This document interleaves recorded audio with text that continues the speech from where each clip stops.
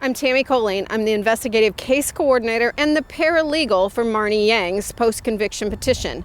In 2011, Marnie Yang was arrested and convicted of the 2007 murder of Ronnie Ryder. Ronnie Ryder was one of the many girlfriends of Sean Gale.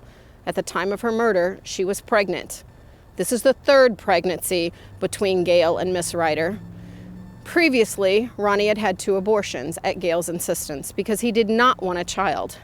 And he didn't want this child either. Now, we know all this by the evidence and the police reports that were given to the police at the beginning of the investigation from her family and friends. We are standing today outside of a barber shop where Gale arrived at 10:32 on the morning of the murder.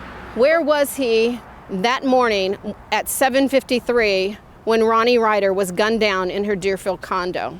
I think that's what everybody wants to know.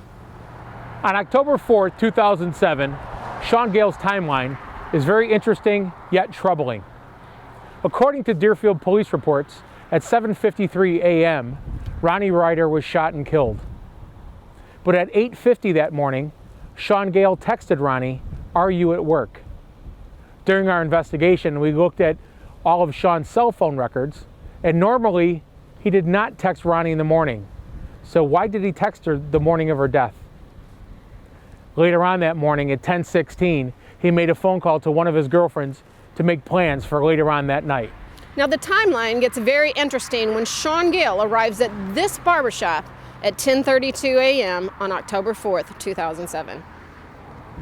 According to a newly discovered witness, Sean Gale walked into the barbershop on October 4th, walked to the back of the shop, and told Leroy, "I did it, she's gone."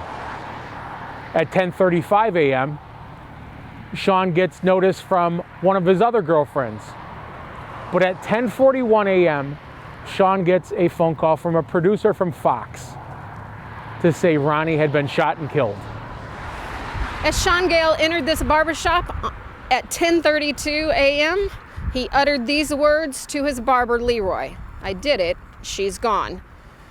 11 minutes later, his phone rings and it's John Eskra of Fox News stating to Sean, Ronnie Ryder had indeed been found gunned down in her Deerfield condo.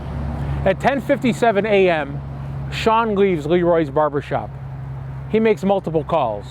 Tom Thayer, a former member of the Bears, Tracy Rizzo, his attorney, another former member of the Bears, Emery Moorhead, and then finally, 38 minutes after hearing that Ronnie had been shot and killed, he finally calls Deerfield Police Department. At 11:20 a.m., Sean Gale dials 411, asking information about the Deerfield murder. He identifies himself. He says, "This is Sean Gale, and they're naming me as a suspect."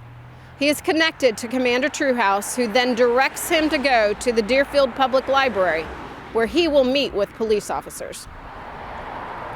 From an investigator's point of view, Sean Gale's timeline does not make sense. Why, after receiving multiple phone calls that your longtime girlfriend, who is pregnant with your child, has been brutally murdered, did you wait 38 minutes to call the police?